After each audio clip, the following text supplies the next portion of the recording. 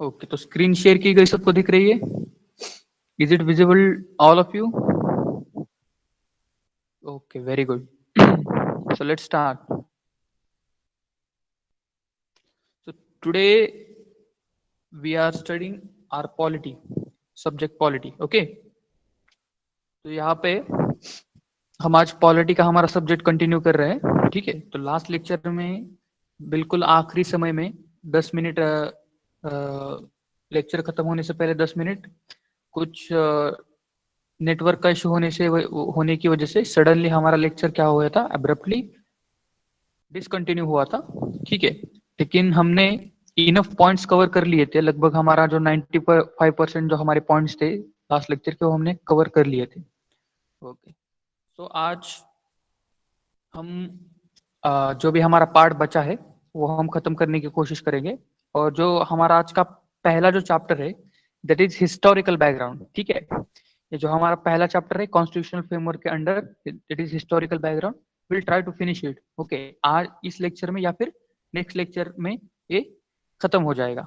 ठीक है, तो यहाँ पे पहले तो हम शुरू से शुरू करते हैं. ठीक है, लास्ट लेक्चर में हमने क्या देखा और क्विकली रिवाइज करते हैं कि अब तक हमने क्या सीखा है पॉलिटी में.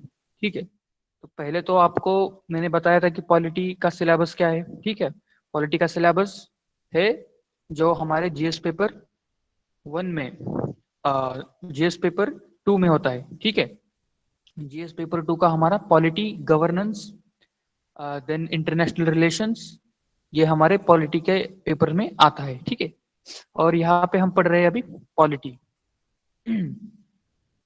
और पॉलिटी में ये जो 8 पिलर्स है, इसमें हमारा जो पॉलिटी का जो स्टैटिक जो पोर्शन है वो कवर हो जाता है. ठीक है, एंड प्रीलिम्स के लिए सबसे इंपॉर्टेंट है ये जो 8 पिलर्स का जो स्टैटिक पार्ट है वो. ठीक है, नाउ उसमें जो पहला पार्ट है दैट इज कॉन्स्टिट्यूशनल फ्रेमवर्क, उसमें हमारे 10 चैप्टर्स है. उसमें से हम पहला चैप्टर आज पढ़ रहे हैं, that is historical background. Okay, और हिस्टोरिकल बैकग्राउंड में हमने अब तक क्या देखा? We have studied that British rule in India. ठीक है, हिस्टोरिकल बैकग्राउंड्स में हम देख रहे हैं कि हमारा जो कॉन्स्टिट्यूशन है उसमें वो किस प्रकार से बना, क्या उसके पीछे इंस्पिरेशन थी, और उसके रूट्स कहाँ तक है. मतलब जो ब्रिटिश हम जो राज था इंडिया में जो 150 साल तक चला, उसमें हमारे कॉन्स्टिट्यूशन के रूट है. तो वो हम सीखने की कोशिश कर रहे हैं. ठीक है, और साथ ही साथ हम ये भी जानने की कोशिश कर रहे हैं कि ब्रिटिश जमाने में एडमिनिस्ट्रेशन किस प्रकार से चलता था, या फिर किस प्रकार से इवॉल्व हुआ. और उसमें थोड़ा हमने हिस्ट्री का पार्ट देख लिया कि किस प्रकार से ब्रिटिशर्स इंडिया में आए, ईस्ट इंडिया कंपनी के रूप में आए. कुछ व्यापारियों ने एक कंपनी बना ली थी, उन्होंने क्वीन से, किंग से, ब्रिटिश क्वीन क्राउन से चार्टर हासिल किया, मोनोपोली हासिल की इंडिया में ट्रेड करने की. उसके बाद में उन्होंने धीरे धीरे यहाँ के एडमिनिस्ट्रेशन में इंटरफेयर करना चालू किया. And after 1764, after the battle of Buxar, British east India company को बंगाल, बिहार और ओडिशा में दीवानी राइट्स एंड दीवानी राइट्स मिल गए. साथ ही साथ उनको जो टैक्स कलेक्शन के जो राइट्स थे वो भी उनको वहां पे मिले. ठीक है, जो वहां पे जो टैक्स लगता था व्यापार पे, गुड्स और सर्विसेज पे, वो उनको कलेक्ट करने के वो राइट्स वहां पे मिले. और वही से शुरू हुआ ब्रिटिश ईस्ट इंडिया कंपनी का इंडिया में राज. ठीक है, तो राज करना शुरू हुआ, उन्होंने वहां पे एडमिनिस्ट्रेशन में अपना दखल देना शुरू किया. तो इसीलिए ब्रिटिश ईस्ट इंडिया कंपनी को एडमिनिस्ट्रेशन चलाने के लिए एक सिस्टम की जरूरत थी. तो वो सिस्टम किस प्रकार से इवॉल्व होती गई वो हम यहाँ पे पढ़ रहे हैं. तो पहले तो हमने ब्रिटिश रूल को डिवाइड किया है यहाँ पे 2 पार्ट्स में, राइट. एक तो है कंपनी रूल और दूसरा है क्राउन रूल. कंपनी रूल कहाँ से कहाँ तक है? 1773 से. ठीक है, 1773 से लेकर 1858 तक. ठीक है, 1858 तक क्यों? क्योंकि 1857 में रिवोल्ट हुआ था, and after that revolt everything has change. Okay, revolt के बाद ब्रिटिश गवर्नमेंट ने ब्रिटिश जो क्राउन था, ब्रिटिश जो गवर्नमेंट थी इंग्लैंड में, तो उन्होंने क्या किया, ईस्ट इंडिया कंपनी को पूरी तरह से हटाकर जो पूरा कारभार था, जो पूरा गवर्नमेंट थी इंडिया की, वो ईस्ट इंडिया कंपनी से अपने हाथ में डायरेक्टली अज्यूम कर ली। ठीक है, मतलब आफ्टर 1858 टेक्निकली ऐसा हम कह सकते हैं कि ब्रिटिश जो इंडिया जो था वो पूरी तरह से ब्रिटिशर्स के कंट्रोल में चला गया, पूरा एडमिनिस्ट्रेशन। ओके, तो उसके बाद में हमने ये भी देखा कि जो 1773 से लेकर 1858 तक का जो क्राउन रूल था, उसमें कौन से एक्ट पास किए गए। पहला तो एक्ट था रेगुलेटिंग एक्ट ऑफ 1773, वो सबसे इंपॉर्टेंट है। उसमें हमने देखा कि पहले किस प्रकार से 3 सूबे या फिर 3 प्रोविंसेस या फिर 3 प्रांत हुआ करते थे इंडिया में, और इन 3 प्रांत कौन से थे, बंगाल, मद्रास एंड बॉम्बे। ठीक है, तो ये बंगाल, मद्रास और बॉम्बे, ये 3 प्रोविंसेस को एडमिनिस्ट्रेट करने के लिए, चलाने के लिए, उनके एग्जीक्यूटिव फंक्शंस या फिर उनके जो लेजिस्लेटिव फंक्शंस है वो देखने के लिए 3 गवर्नर्स को अपॉइंट किया गया था। ठीक है, और ये जो तीनों गवर्नर्स थे वो अपने आप में इंडिपेंडेंटली काम करते थे। ठीक है, लेकिन 1773 में यहाँ पे ब्रिटिश ईस्ट इंडिया कंपनी ने क्या किया, ब्रिटिशर्स ने यहाँ पे सोचा कि इंडिया में जो उनका एडमिनिस्ट्रेशन है उसको सेंट्रलाइज किया जाए। अब ये सेंट्रलाइज किया जाए का क्या मतलब है, तो बेसिकली सेंट्रलाइज किया जाए इसका मतलब कि एक सेंटर में एक पावर, ऐसी अथॉरिटी हो जो पूरे इंडिया में जो भी उनका एडमिनिस्ट्रेशन है उसको रेगुलेट करती हो, ना कि अलग अलग सूबे को अलग अलग एडमिनिस्ट्रेशन हो। ठीक है, उनके और जो बाकी के जो सूबे है या बाकी के जो प्रांत है, ठीक है, उन प्रांतों को जो चलाने वाले गवर्नर्स है वो किसी एक बड़े गवर्नर के अंडर आ जाए। तो इसी के तहत उन्होंने जो बंगाल का जो गवर्नर है उसे गवर्नर जनरल की पदवी दी, और जो गवर्नर ऑफ बॉम्बे और गवर्नर ऑफ मद्रास है वो उसके सबॉर्डिनेट हो गए। ठीक है, और पहला governor general who was the such first governor general, Lord Baron Hasting. ठीक है, was the first governor general of Bengal. उसके बाद में एक इंपॉर्टेंट फैक्चुअल चीज क्या जो हुई वो थी कि setting of establishment of supreme court of Calcutta. ठीक है, वो 1774 में यहाँ पे इस्टेब्लिश किया गया, ये आपको याद रखने की जरूरत है। ठीक है, और क्या क्या हुआ रेगुलेटिंग एक्ट 1773 में, वहां पे strengthen the control of British government over the company by requiring the court of directors to report its revenue, civil and military affairs in India। तो यहाँ पे धीरे धीरे ब्रिटिश जो क्राउन था उन्होंने भी ईस्ट इंडिया कंपनी पर अपना कंट्रोल बढ़ाना शुरू किया, और उनसे जो उनका भी वहां पे जो एडमिनिस्ट्रेशन चल रहा है उसको रेगुलरली रिपोर्ट करने के लिए कहा इंग्लैंड में। ठीक है, उसके बाद में एक और कंपनी रूल के अंडर एक और एक्ट पास किया गया, वो था पिट्स इंडिया एक्ट 1784। ठीक है, 1773 के बाद में कौन सा एक्ट पास हुआ, 1784। इसके क्या फीचर्स है इस एक्ट के, तो पहले तो British east India company administrate करने के लिए जो गवर्नर जनरल था उसके अंडर यहाँ पे बोर्ड ऑफ डायरेक्टर्स, ठीक है, यहाँ पे court of directors, sorry, court of directors नाम की एक कमिटी थी या फिर एक बॉडी थी। वो क्या करती थी, वो कमर्शियल और सारे एडमिनिस्ट्रेटिव अफेयर्स वही देखती थी, पॉलिटिकल कमर्शियल सारे अफेयर्स वही देखती थी। लेकिन पिट्स इंडिया एक्ट के अंदर क्या किया गया कि डायरकी की सिस्टम लाई गई, डबल गवर्नमेंट की सिस्टम यहाँ पे लाई गई। मतलब जो पॉलिटिकल फंक्शंस थे उनको कंट्रोल करने के लिए यहाँ पे एक नई कमिटी या फिर नई बॉडी बनाई गई, उसका नाम था court of director, sorry, board of control. और जो कोर्ट ऑफ डायरेक्टर्स जो पहले थे उन्हें सिर्फ ये कहा गया कि आप सिर्फ कमर्शियल अफेयर यहाँ पे देखोगे। ठीक है, तो ये एक डबल गवर्नमेंट की सिस्टम यहाँ पे लाई गई। ओके, मतलब जो एग्जीक्यूटिव फंक्शन जो रहते हैं उसमें यहाँ पे दो अलग अलग बॉडीज को ये फंक्शंस करने के लिए यहाँ पे कहा गया। लेकिन यूजुअली ऐसा होता नहीं, जैसे हम अभी इंडिया में देखेंगे तो एग्जीक्यूटिव फंक्शंस हमारे सिर्फ कैबिनेट ही देखती है। ठीक है, पॉलिटिकल फंक्शंस हो या फिर रेवेन्यू फंक्शंस हो, फाइनेंशियल फंक्शंस हो या फिर हमारे सिक्योरिटी के फंक्शंस हो, वो सारे कौन देखती है? एग्जीक्यूटिव के लिए एक ही हमारी सिस्टम है, दैट इज कैबिनेट। ऐसा नहीं है कि पॉलिटिकल फंक्शंस या फिर फाइनेंशियल फंक्शंस देखने के लिए कोई अलग से कमिटी है, कोई अलग लोग है, और कुछ अलग लोग है जो यहाँ पे इकोनॉमिक फंक्शंस देखने के लिए। मिनिस्ट्री जरूर है, लेकिन वो एक ही टीम है, ठीक है। और उसके बाद में 1873 के बाद 1773 के बाद 1784 का एक्ट, पिट्स इंडिया एक्ट, उसको पास किया गया। उसके बाद में एक और चार्टर एक्ट यहाँ पे हुआ, वो था 1833 का, ठीक है। यहाँ पे एक सिग्निफिकेंट एक चेंज क्या हुआ कि गवर्नर जनरल ऑफ बंगाल जो था उसे बनाया गया governor general of India. And who was such a first governor general of India? Lord William Bentinck, ठीक है। ये नाम आपको याद रखने की जरूरत है। और जब आप पढ़ोगे इसको रिवाइज करोगे तो ये इजीली आपको याद भी रह जाएगा। और यहाँ पे और क्या क्या जो इम्पोर्टेंट फीचर्स थे इस एक्ट के, तो यहाँ पे it deprived the governor of Bombay and Madras their legislative powers, and the governor general of India was given exclusive legislative power for the British India. तो यहाँ पे जो बॉम्बे और मद्रास के जो गवर्नर्स थे उनके पावर्स और भी यहाँ पे छीन लिए गए। उनके जो लेजिस्लेटिव पावर्स थे वो क्या किए गए? वो दे दी गई गवर्नर जनरल ऑफ इंडिया को, ठीक है।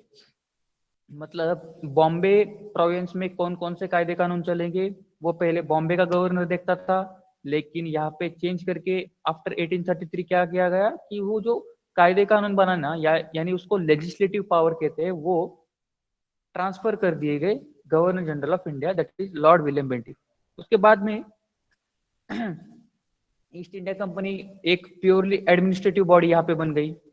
और उसके बाद में एक्ट ऑफ 1853 यहाँ पे पास किया गया। और इस एक्ट के क्या फीचर्स थे?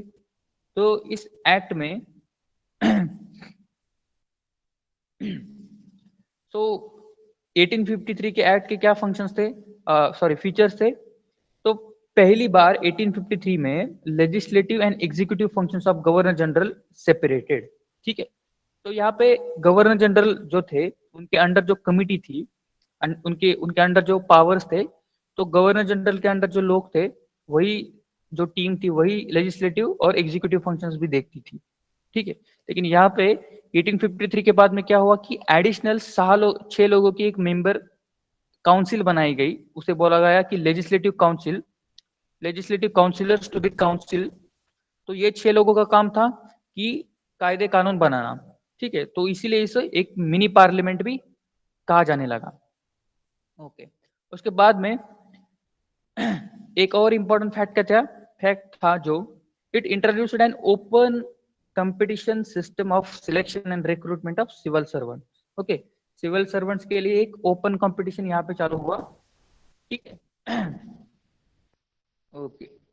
और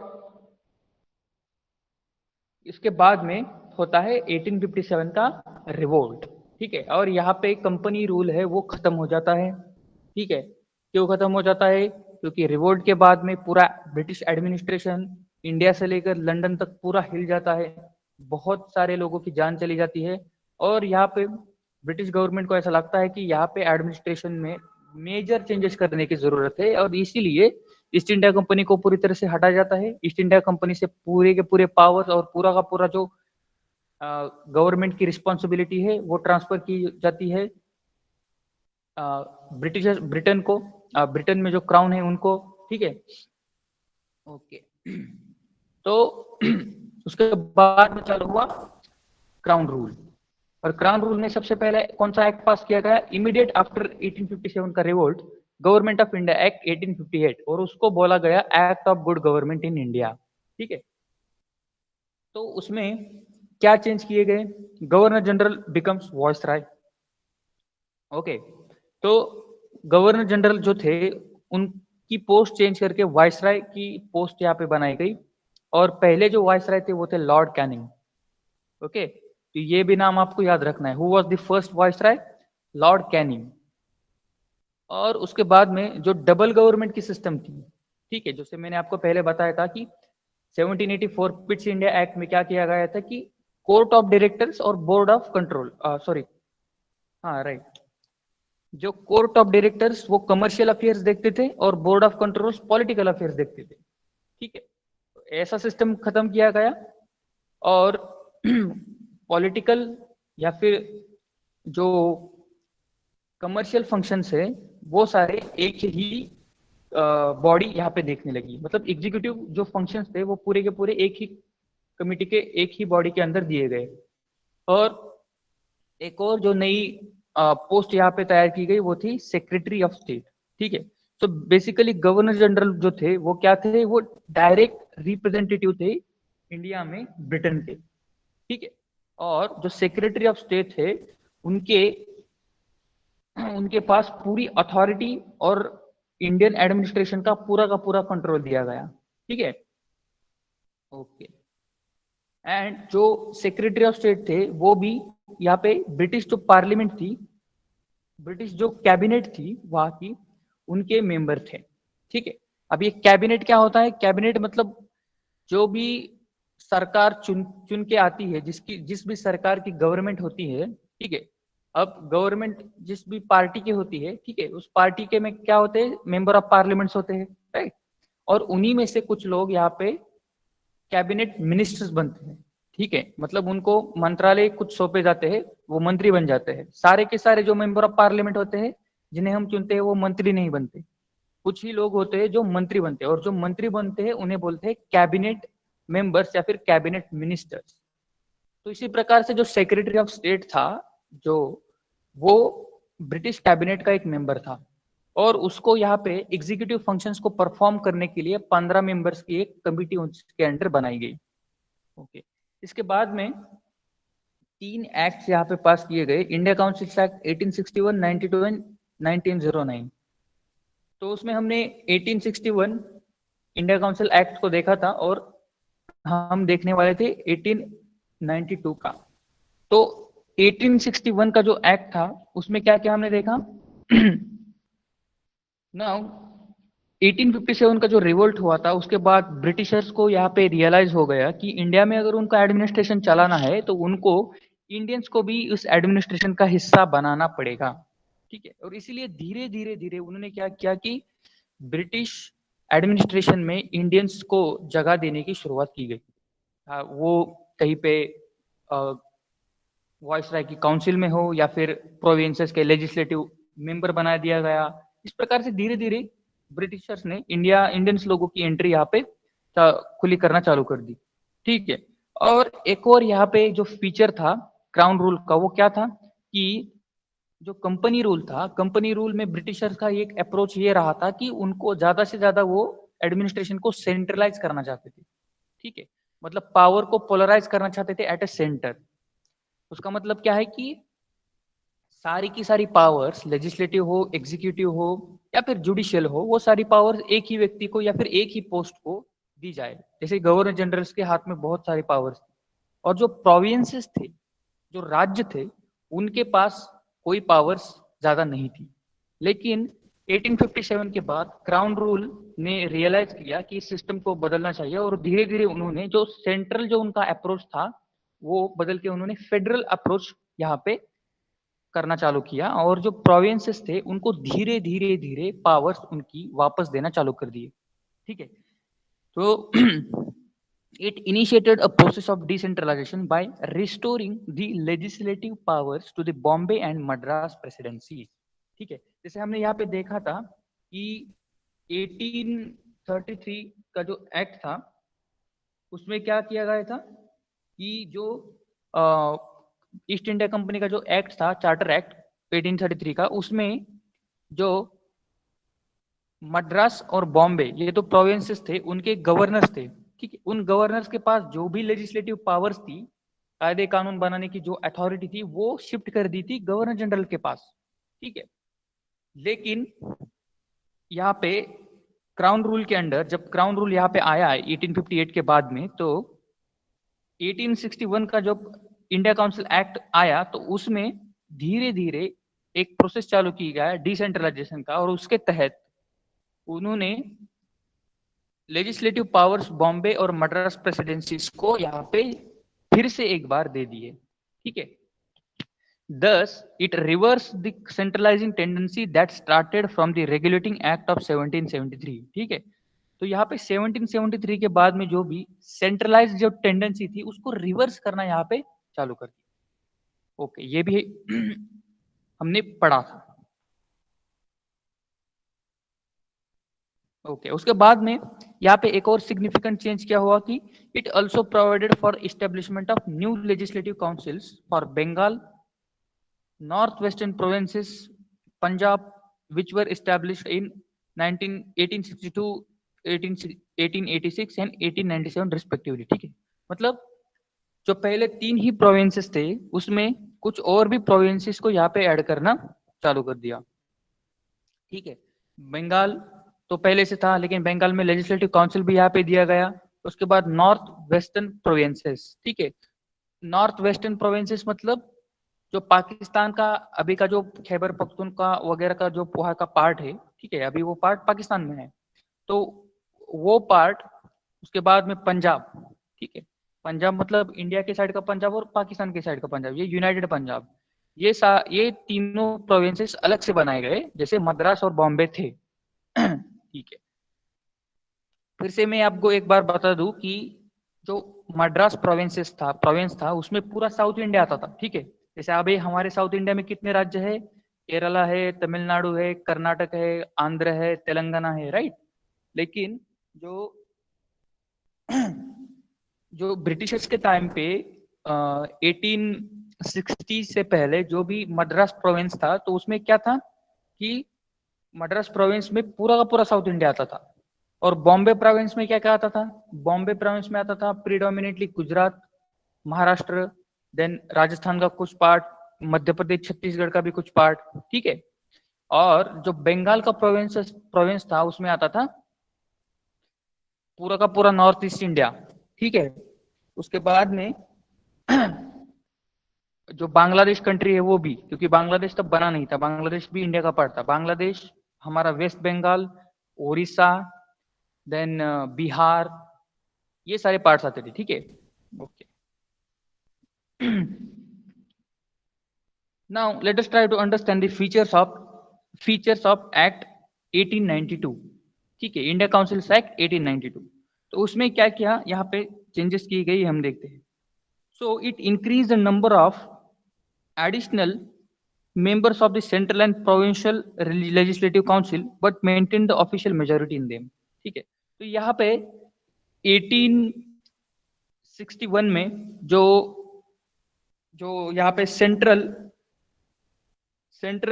लेजिस्लेटिव काउंसिल जो था, जो वायसराय के अंडर था, ठीक है। तो उसके अंडर जो सेंट्रल लेजिस्लेटिव काउंसिल था, जो सेंटर का, उसमें जो मेंबर्स थे उसमें कुछ मेंबर्स इंक्रीज किए गए 1892 में, ठीक है। जो मेंबर्स की संख्या थी वो इंक्रीज की गई। साथ ही साथ जो प्रोविंसेस में जो लेजिस्लेटिव काउंसिल्स थे उनकी भी जो मेंबर की जो संख्या थी वो यहाँ पे बढ़ाई गई, ठीक है। तो पहले तो यहाँ पे क्या था कि जो सेंट्रल जो लेजिस्लेटिव काउंसिल है उसमें दो प्रकार के मेंबर थे, एक तो ऑफिशियल मेंबर और दूसरे नॉन ऑफिशियल मेंबर। तो जो ऑफिशियल मेंबर्स थे तो उनमें सारे के सारे ब्रिटिशर्स होते थे, ठीक है। जो ब्रिटिश ऑफिसर्स थे वही यहाँ पे ऑफिशियल मेंबर कहलाते थे, और जो नॉन ऑफिशियल मेंबर थे वो इंडियंस थे। तो यहाँ पे जब पहली बार सेंट्रल लेजिस्लेटिव काउंसिल में यहाँ पे अनऑफिशियल मेंबर्स इंडियंस को चुना गया, तो 3 अनऑफिशियल इंडियंस को यहाँ पे चुना गया था, या फिर उनको सेंट्रल लेजिस्लेटिव काउंसिल में जगह दी गई थी। वो 3 कौन थे? Raja of Banaras, Maharaja of Patiala and sir Dinkar Rao. ये 3 लोग थे जो सेंट्रल लेजिस्लेटिव काउंसिल, ठीक है। आप समझ रहे हो, जब मैं आपको से कहता हूं कि सेंट्रल लेजिस्लेटिव काउंसिल, मतलब आप समझ पा रहे हो ना इसका क्या मतलब है?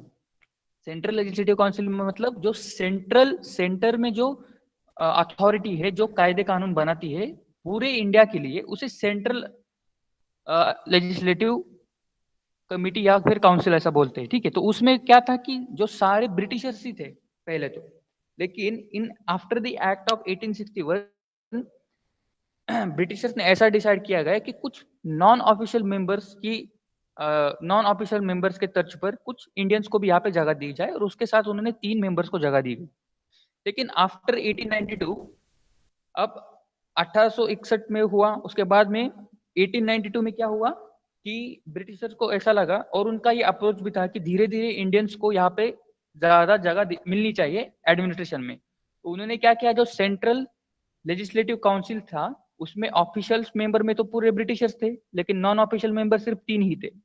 तो ज्यादा इंडियंस को जगह देने के लिए उन्होंने नॉन ऑफिशियल मेंबर्स को की संख्या बढ़ा दी सेंट्रल में, सेंट्रल लेजिस्लेटिव काउंसिल में। और जो प्रोविंशियल लेजिस्लेटिव काउंसिल था उसमें भी जो नॉन ऑफिशियल मेंबर्स की संख्या थी वो भी बढ़ाई, लेकिन जो ऑफिशियल मेंबर्स की संख्या थी वो मेजॉरिटी में थी नॉन ऑफिशियल मेंबर्स के कंपैरिजन में। Okay. It provided for the nomination of some It provided for nomination of some non-official members of a central legislative council by the viceroy on the recommendation of provincial legislative council and the Bengal chambers of commerce। तो यहाँ पे जो nomination जो थे वो किस प्रकार से थे, जो जिनको नॉमिनेट किया जाता था सेंट्रल लेजिस्लेटिव काउंसिल में, वो थे वायसराय के रिकमेंडेशन पर और बंगाल चेंबर ऑफ कॉमर्स के रिकमेंडेशन पर उन लोगों को नॉमिनेट किया जाता था वायसराय की लेजिस्लेटिव काउंसिल में। Okay, so this is all about the India Councils Act 1892. Now let us try to understand the Act of 1909। ठीक है, अब ये हम आ गए अभी 20th सेंचुरी में। ठीक है, देखिए अब हम 1909 का एक्ट मोरलेमेंटो रिफॉर्म्स की हम बात करने वाले। तो यहाँ पर आपको ये समझना चाहिए कि हम यहाँ पे सफर कितना तय किया है, हम 1773 से देख रहे थे, राइट। 1773 में पहला एक्ट हमने देखा था जो ईस्ट इंडिया कंपनी के अंडर था, राइट।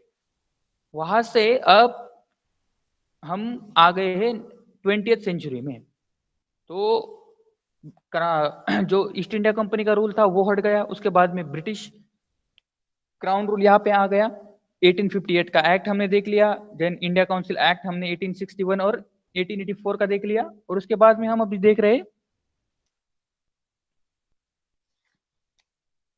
India council act 1909। ठीक है, तो यहाँ पे अब सिचुएशन बहुत चेंज हो चुकी है। ठीक है, अब आप हिस्ट्री में जानोगे कि अब इंडिया में उस टाइम पे क्या क्या हो रहा था। अभी हम यहाँ पे सिर्फ एक्ट्स देख रहे हैं कि ब्रिटिशर्स ने कौन कौन से एक्ट यहाँ पे पास किए, लेकिन पैरेलली इंडिया में ब्रिटिशर्स के खिलाफ बहुत सारे यहाँ पे एजिटेशंस हो रहे हैं। ठीक है, अभी 1886 में यहाँ पे कांग्रेस की भी स्थापना हुई। ठीक है, यहाँ पे हम आ गए अभी 1909 में। तो इस एक्ट को बोलते हैं मॉर्ले मिंटो रिफॉर्म्स। ठीक है, तो लॉर्ड मॉर्ले जो थे उस टाइम पे सेक्रेटरी ऑफ स्टेट थे, और जो लॉर्ड मिंटो थे वो वॉइसराय थे। ठीक है, तो ये जो मॉर्ले मिंटो रिफॉर्म्स बोलते हैं 1909 के एक्ट को, 1909 के एक्ट को मॉर्ले मिंटो रिफॉर्म्स बोलते हैं, क्योंकि मॉर्ले उस टाइम पे सेक्रेटरी ऑफ स्टेट थे और मिंटो जो थे वो थे वाइसरॉय ऑफ इंडिया। तो उनके नाम से यहाँ पे ये इस एक्ट को कहा जाता है। तो इस एक्ट में क्या क्या चेंजेस किए गए, क्या सिग्निफिकेंस था इस एक्ट का। तो पहले, it considerably increase the legislative councils both central and provincial. The number of members in the Central Legislative Council was raised from 16 to 60. The number of members in the Provincial Legislative Council was not informed। ठीक है, तो जैसे मैंने आपको बताया कि जो legislative council थी तो पहले तो स्टार्ट हुई थी 6 मेंबर से। ठीक है, जब लेजिस्लेटिव काउंसिल थी तो वहां पे सिर्फ 6 मेंबर थे और वो as a mini parliament act करते थे, लेकिन धीरे धीरे उनकी संख्या बढ़ा दी गई। इसे मैंने अभी पहले कहा कि पिछले एक्ट में हमने देखा 1892 के कि इंडियंस की एंट्री देने के लिए कुछ नॉन ऑफिशियल मेंबर की संख्या थी वो बढ़ाई गई। तो यहाँ पे 16 मेंबर से डायरेक्टली 60 कर दी गई लेजिस्लेटिव काउंसिल्स के मेंबर्स की संख्या। मतलब पार्लियामेंट में कितने लोग हैं, 60 है। ठीक है, अब यहाँ पे आपको एक चीज नोटिस करनी है कि ये जो लेजिस्लेचर्स है, जो लेजिस्लेचर का काम कर रहे हैं वो क्या है, वो सारे लोग नॉमिनेटेड है, ठीक है, वो कोई चुनकर नहीं गए हैं। अब आज जो हम लेजिस्लेचर चुनते हैं, हमारे जो लेजिस्लेटर यानी हमारा जो पार्लियामेंट है, लोकसभा और राज्यसभा, ठीक है, तो लोकसभा में जो हमारे मेंबर ऑफ पार्लियामेंट बैठते हैं वो हम चुनते हैं।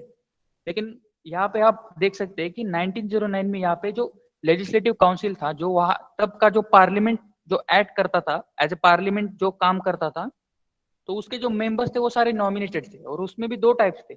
एक तो था ऑफिशियल मेंबर्स जो ब्रिटिशर्स थे, और जो नॉन ऑफिशियल मेंबर जो इंडियंस के लिए वो जगह थी, पोस्ट थी, और वो भी सारे ब्रिटिशर्स ही नॉमिनेट करते थे इंडियंस को। ओके, तो ये जो संख्या जो थी ब्रिटिशर्स ने ये कंसिडरेबली क्या की, बढ़ाई, नॉन ऑफिशियल और ऑफिशियल मेंबर दोनों की।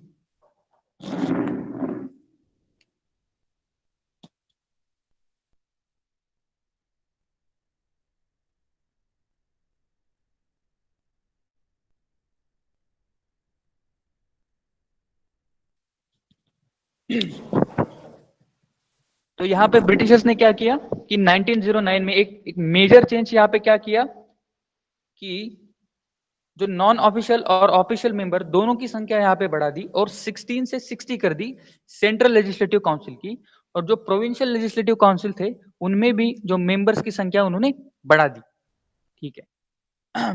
It retained official majority in central legislative council but allowed provincial legislative councils to have a non official majority.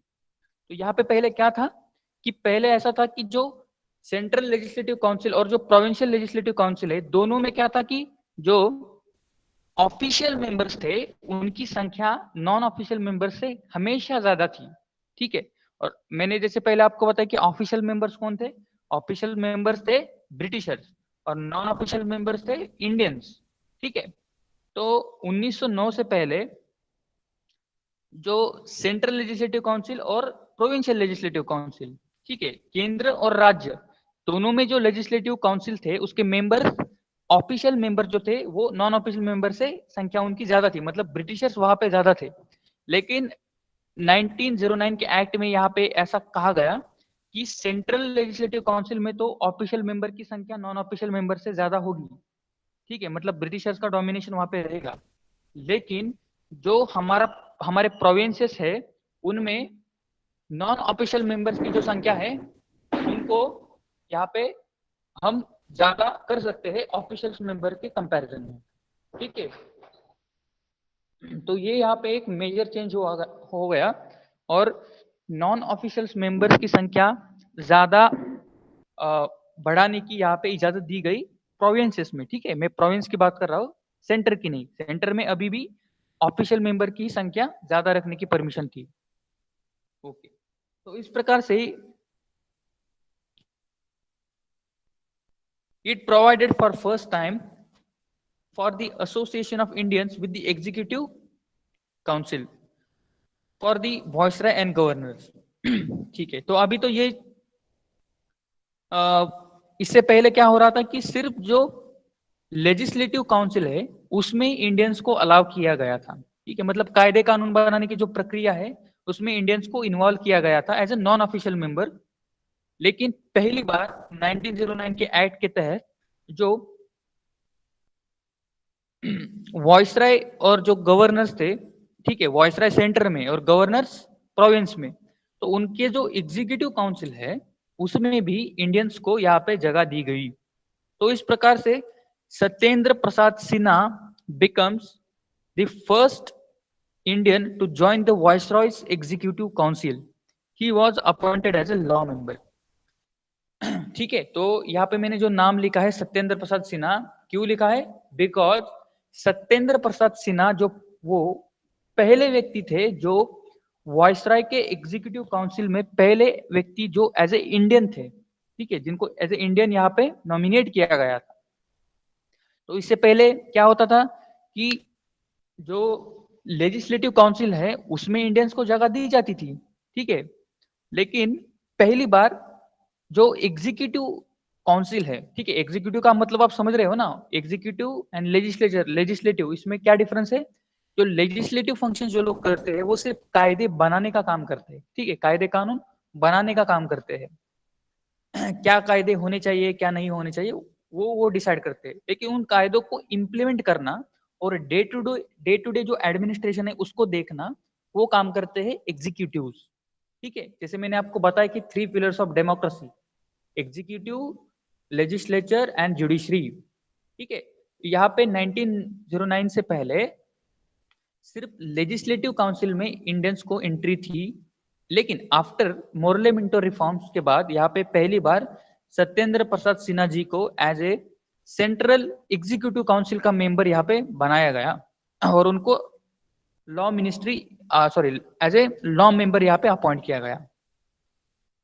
It introduced a system of communal representation for Muslims by accepting the concept of separate electorate, ठीक है। तो यहाँ पे सबसे important जो point है यहाँ पे आपको याद रखने का, वो क्या है?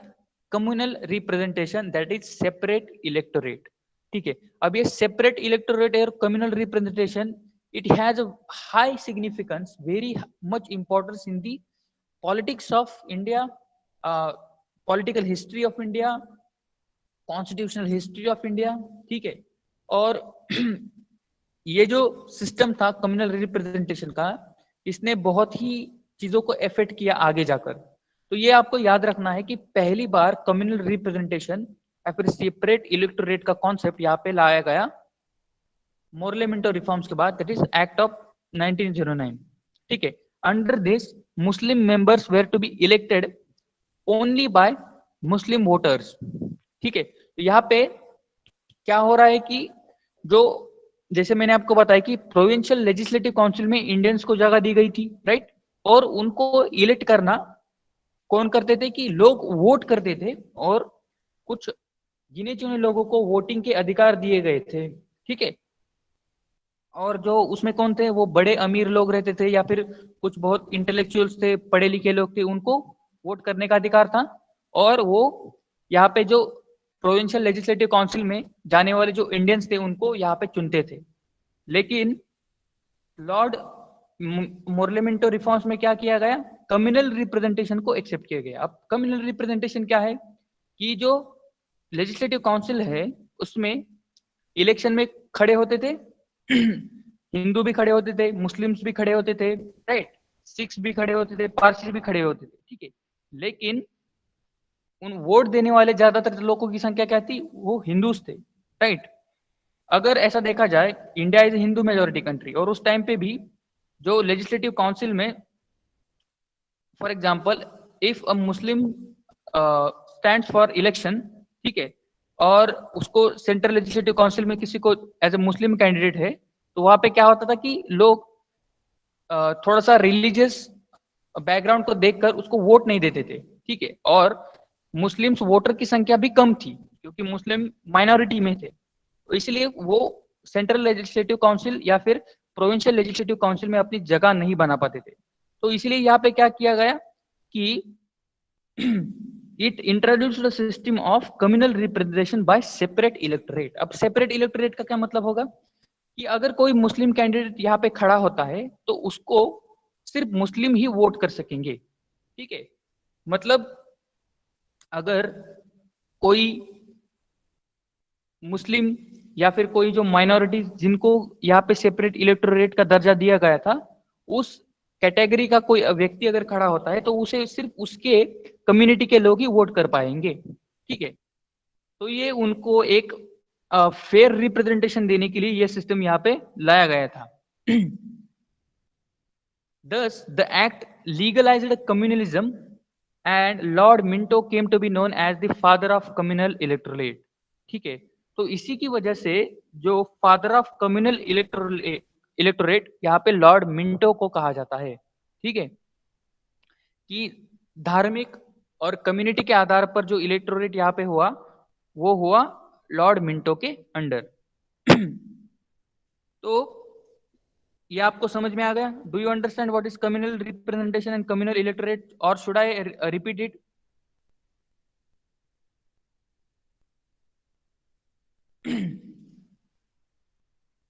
Do you understand or should I repeat it?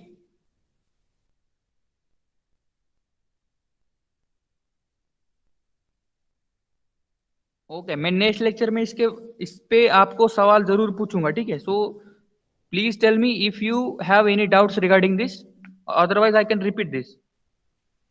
Okay, तो ठीक है, फिर से एक बार मैं आपको समझ में आ गया, लेकिन फिर से मैं आपको एक बार फिर से यहाँ पे एक्सप्लेन कर देता हूँ कि कम्युनल रिप्रेजेंटेशन यहाँ पे पहली बार चालू हुआ 1909 के बाद में, ठीक है? वो कैसे? कि जो मैंने आपको बताया कि सेंट्रल लेजिस्लेटिव काउंसिल, ठीक है, मतलब सेंटर में जो लोग थे और जो प्रोविंशियल लेजिस्लेटिव काउंसिल था उसमें जो लोग थे, इंडियंस, मैं इंडियंस की बात कर रहा हूँ, ठीक है?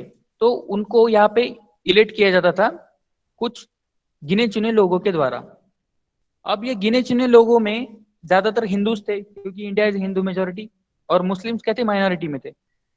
बाकी के जो रिलीजन्स के, वो भी सिख्स हो गए या फिर क्रिश्चियंस हो गए, वो भी माइनॉरिटी में थे। तो यहाँ पे उनको क्या होता था कि वो खड़े भी हो जाए तो उनको वोट नहीं मिल पाते थे उनके रिलीजन की वजह से, और वो सेंट्रल लेजिस्लेटिव या प्रोविंशियल लेजिस्लेटिव काउंसिल में वो अपनी जगह नहीं बना पाते थे।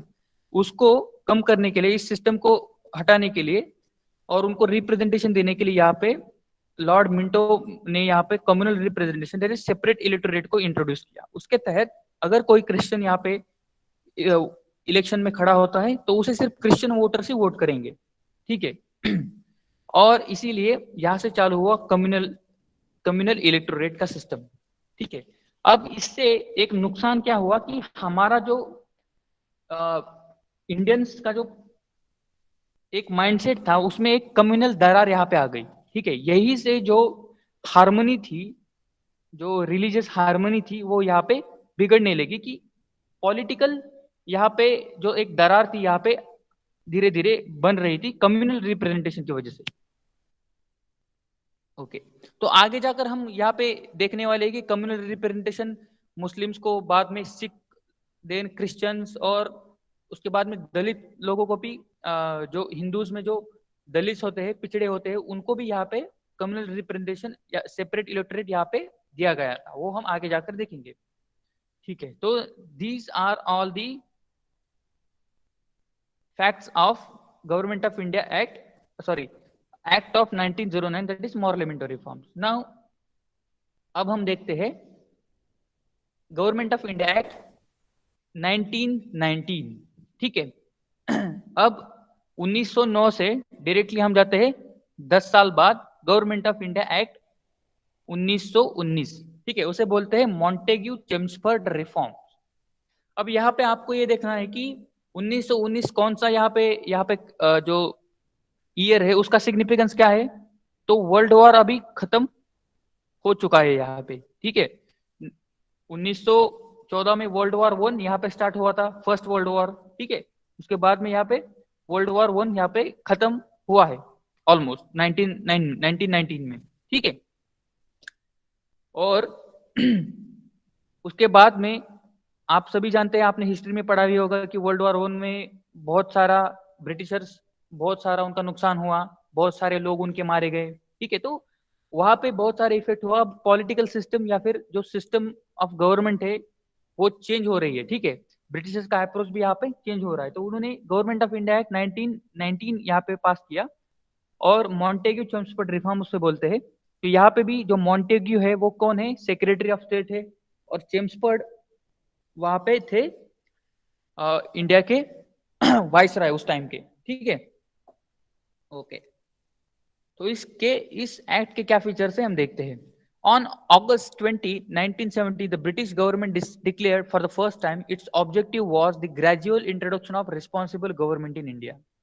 अब यहाँ पे 1917 में, 1917 में जो ब्रिटिश गवर्नमेंट है उन्होंने पहली बार ये माना कि हम इंडिया में एक रिस्पॉन्सिबल गवर्नमेंट को एस्टेब्लिश करना चाहते हैं। मतलब रिस्पॉन्सिबल गवर्नमेंट मतलब क्या? जो इंडिया की गवर्नमेंट है वो पूरी तरह से हम इंडियंस के हाथ में देना चाहते हैं, धीरे धीरे, ठीक है? The government of India act 1919 was thus enacted, which came to force in 1921. The act, also known as the Montagu-Chelmsford Reform, Montagu was Secretary of State and Chelmsford was the Viceroy of India. Okay, तो यहाँ पे क्या क्या इसके features क्या है हम देखते हैं. It relaxed the central control over the provinces by demarcating separating the central and provincial subjects. The central and provincial legislatures were authorized to make laws on their respective list of subjects. However, structure of government continued to be a centralized unitary. तो यहाँ पे हमने जैसे देखा कि धीरे धीरे यहाँ पे सेंट्रलाइज से एक फेडरल स्ट्रक्चर यहाँ पे बनाने की जो शुरुआत थी वो की गई थी. ठीक है, जैसे हमने देखा कि लेजिस्लेटिव जो पावर्स थी जो पहले प्रोविंसेस से ली गई थी वो वापस दी गई उनको. ठीक है, उसके बाद में यहाँ पे 1919 के ये मोंटेग्यू-चेम्सफोर्ड एक्ट में यहाँ पे एक और जो सुधार क्या किया गया कि एग्जीक्यूटिव फंक्शंस, ठीक है, जो central relax over the provinces by demarcating separating central and provincial subjects. अब सेंट्रल और प्रोविंशियल सब्जेक्ट्स को यहाँ पे डिवाइड किया गया. ठीक है, मतलब सेंट्रल और प्रोविंशियल सब्जेक्ट को डिवाइड किया गया, मतलब जो अलग अलग इश्यूज थे, अलग अलग सब्जेक्ट्स थे, उस पे लॉ बनाना या फिर उस पे कोई एग्जीक्यूटिव फंक्शंस करना, ये सब्जेक्ट्स अलग अलग कर दिए कि इन चीजों पे हक लॉ बनाने का या फिर एग्जीक्यूटिव फंक्शंस करने का अधिकार प्रोविंस का होगा और इन चीजों पर लॉ बनाने का या फिर इन पर एग्जीक्यूटिव फंक्शंस करने का अधिकार सेंटर का होगा. ठीक है, तो ये डिवाइड किया गया एज ए सेंट्रल सब्जेक्ट्स और प्रोविंशियल सब्जेक्ट. ठीक है, मैं आपको इसको एक सिंपल भाषा में बताता हूं कि इंडिया में आज अगर हम देखें तो जो पुलिस है वो क्या है, हमारा स्टेट सब्जेक्ट है. ठीक है, हमारे यहाँ पे जो पुलिस होती है वो हमारे स्टेट के अंडर होती है. ठीक है, सेंटर के अंडर नहीं होती. जो हमारे अभी महाराष्ट्र पुलिस है वो महाराष्ट्र गवर्नमेंट के अंडर है, राइट. दिल्ली में उत्तर प्रदेश में उत्तर प्रदेश पुलिस है, कर्नाटक में कर्नाटक पुलिस है. ठीक है, पश्चिम बंगाल में गए तो वहां उनकी पुलिस है. तो police is a subject of state. ठीक है, आपको समझ में आ गया. वैसे ही जो डिफेंस है, ठीक है, डिफेंस ये सब्जेक्ट किसका है, defence is a subject of centre. ठीक है, जो हमारी सुरक्षा है, जो हमारी बाहर की ताकतों से सुरक्षा है वो किसका सब्जेक्ट है, सेंटर का है. इसीलिए मिलिट्री जो होती है, एयरफोर्स, नेवी, ये सारी सेंट्रल गवर्नमेंट के अंडर होती है. महाराष्ट्र गवर्नमेंट के अंडर कोई मिलिट्री नहीं है. ठीक है, हमारी जो आर्मी है वो सेंट्रल गवर्नमेंट के अंडर होती है, क्योंकि जो डिफेंस जो सब्जेक्ट है वो सेंटर का है. मतलब ये जो सब्जेक्ट है वो डिवाइड किए गए हैं सेंटर और स्टेट के बीच में. वैसे ही water is a state subject. ठीक है, तो वैसे ही कुछ सेंट्रल सब्जेक्ट है, कोई स्टेट सब्जेक्ट है और कुछ कॉन्करेंट सब्जेक्ट है, मतलब जिसमें सेंटर भी लॉ बना सकती है और स्टेट भी लॉ बना सकती है. अभी का जो सिस्टम है उससे मैं बता रहा हूं. तो यहाँ पे इस सिस्टम का जन्म कहां से हुआ, तो ये हम कह सकते हैं कि आफ्टर मॉन्टेग्यू-चेम्सफोर्ड रिफॉर्म्स में यहाँ पे 1919 में पहली बार सेंट्रल ने क्या किया कि सेंट्रल के अंडर ही सारे सब्जेक्ट्स पहले आते थे. ठीक है, पुलिस भी सेंटर के अंडर थी, मिलिट्री सेंटर के अंडर, सारी चीजें यहाँ पे पहले सेंटर के अंडर थी. लेकिन 1919 में जैसे मैंने आपको बताया कि सेंट्रलाइजेशन को धीरे धीरे कम करने की कोशिश की जा रही थी और इसी के तहत पहली बार center has relaxed its control over the provinces by separating the central and provincial subject. तो पहली बार यहाँ पे सेंट्रल सब्जेक्ट और प्रोविंशियल सब्जेक्ट को अलग अलग किया गया. ठीक है, central and provincial legislature were authorized to make laws on their respective list of subject. However, structure of government continued to be centralized unitary. अब ऐसा नहीं है कि सेंटर ने यहाँ पे अलाउ किया है कि स्टेट को कुछ सब्जेक्ट्स पे लॉ बनाने के लिए या फिर एग्जीक्यूटिव फंक्शंस डिलीवर करने के लिए, लेकिन इसका मतलब ये नहीं कि अब स्टेट की जो अथॉरिटी है वो ज्यादा हो गई सेंटर से.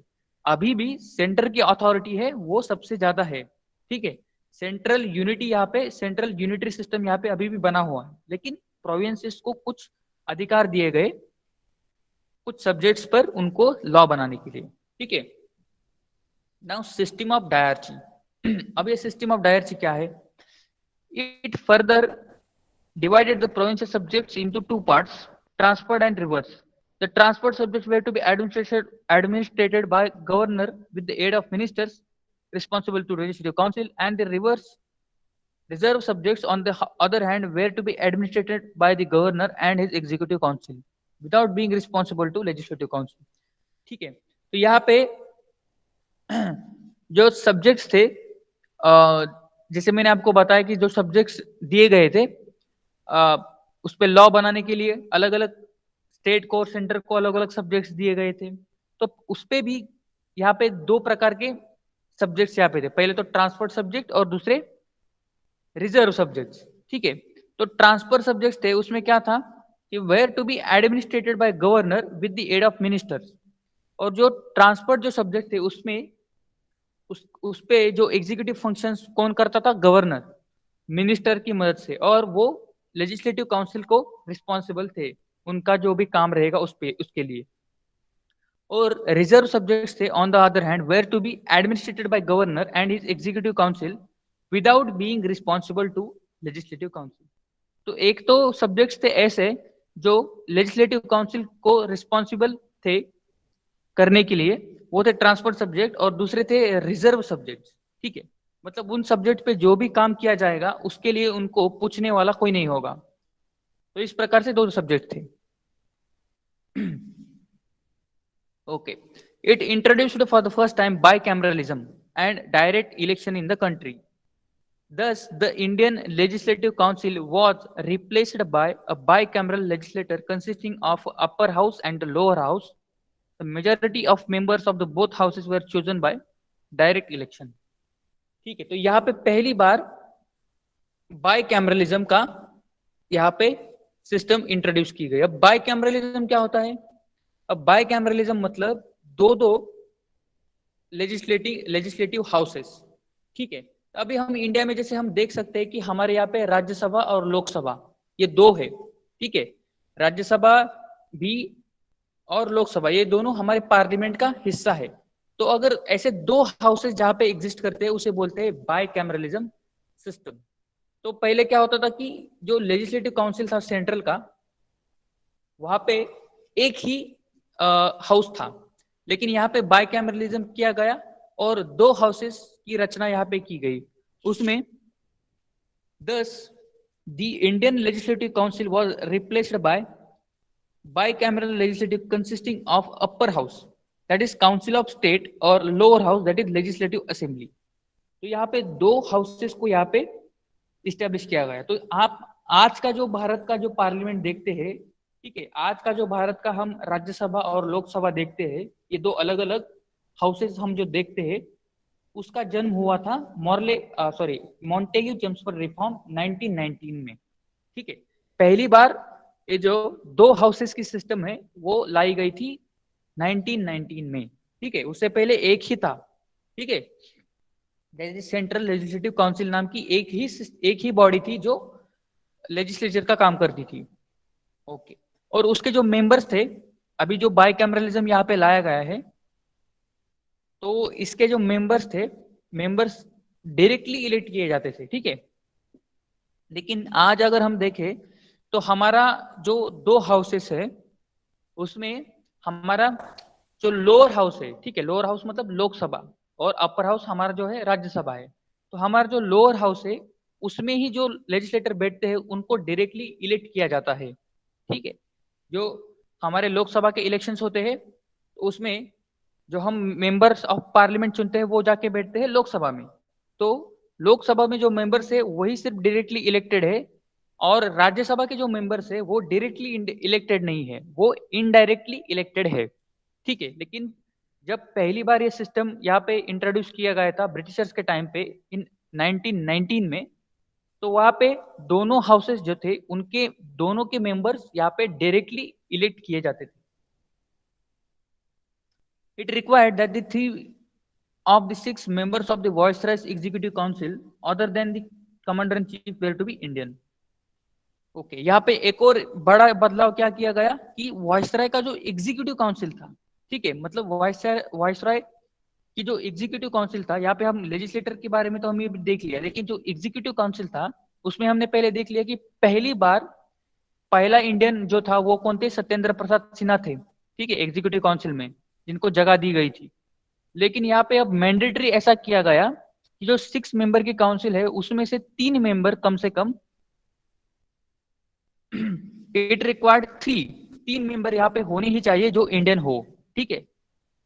Okay, it extended the principle of communal representation by providing separate electorates for 6 Indian Christian, Anglo-Indians and Europeans. तो पहले सेपरेट इलेक्टोरेट्स यहाँ पे मुस्लिम्स को दिया गया था, उसके बाद में सेपरेट इलेक्टोरेट यहाँ पे एक्सटेंड किया गया 6 को भी, सॉरी, ठीक है, 6 जो कम्युनिटी है उनको, देन इंडियन क्रिश्चियंस को भी दिया गया। एंग्लो इंडियंस मतलब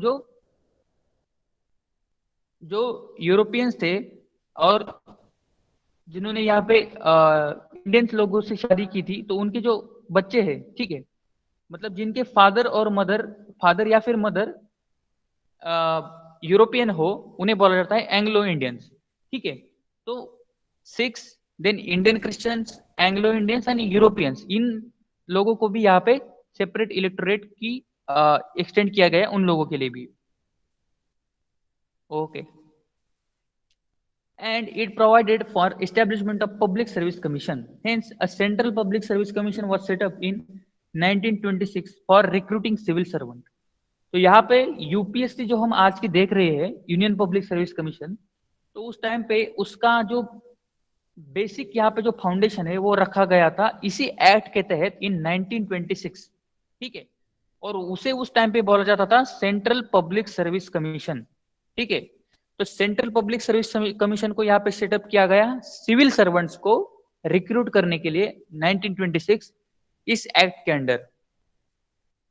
okay, so this is all about the government of India act 1919।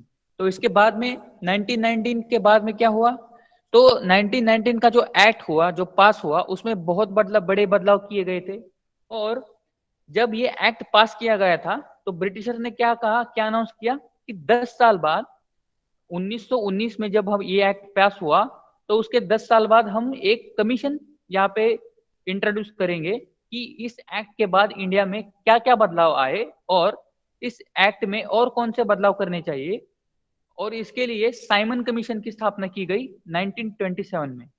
और साइमन कमीशन बहुत ही ज्यादा डिस्प्यूटेड रहा, बहुत ही ज्यादा उसमें उसका विरोध किया गया इंडिया में। तो वो हम नेक्स्ट लेक्चर में पढ़ेंगे कि अभी हमने देख लिया कि 1919 का एक्ट, उसमें क्या क्या बदलाव किए गए, लेकिन 10 साल बाद उसका रिव्यू करने के लिए एक कमेटी को अपॉइंट किया गया था, वो थी साइमन कमीशन। तो साइमन कमीशन ने क्या रिपोर्ट दी और उसके बाद में साइमन कमीशन के रिपोर्ट के आधार पर एक नया एक्ट बनाया गया जो था गवर्नमेंट ऑफ इंडिया एक्ट 1935, ठीक है। तो वो भी हम नेक्स्ट लेक्चर में पढ़ेंगे, ठीक है। और उसके बाद में हम पढ़ेंगे लास्ट एक्ट जो है इंडियन इंडिपेंडेंस एक्ट 1947, ठीक है।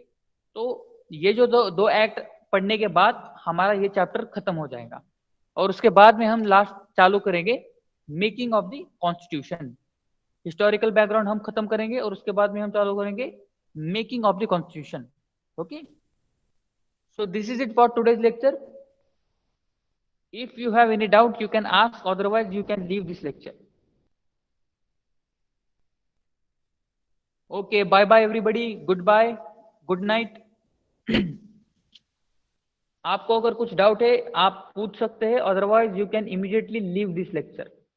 Goodbye, good night.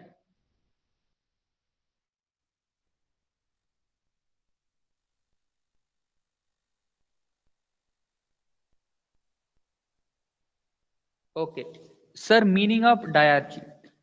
तो डायरची का मतलब क्या होता है कि डबल गवर्नमेंट ऑफ सिस्टम, ठीक है। डायरकी का मतलब क्या होता है कि let us take an example of executive functions.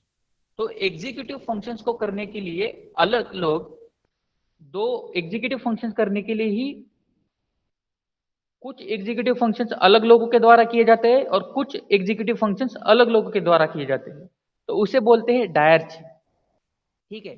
मतलब फॉर एग्जांपल जैसे हमने देखा कि एग्जीक्यूटिव फंक्शंस कर रहे थे, जो ईस्ट इंडिया कंपनी के अंडर क्या थे, कोर्ट ऑफ डायरेक्टर्स थे और बोर्ड ऑफ कंट्रोल। ठीक है, अब कोर्ट ऑफ डायरेक्टर्स को क्या कहा गया था कि जो पॉलिटिकल एग्जीक्यूटिव फंक्शन है वो आप देखेंगे, और बोर्ड ऑफ कंट्रोल्स को कहा गया था कि जो फाइनेंशियल एग्जीक्यूटिव फंक्शन है वो आप देखेंगे। ठीक है, ये जो अलग अलग एग्जीक्यूटिव फंक्शंस हुई परफॉर्म करने के लिए अलग अलग लोगों को अगर कहा जाए तो उसे बोलते हैं डायरची।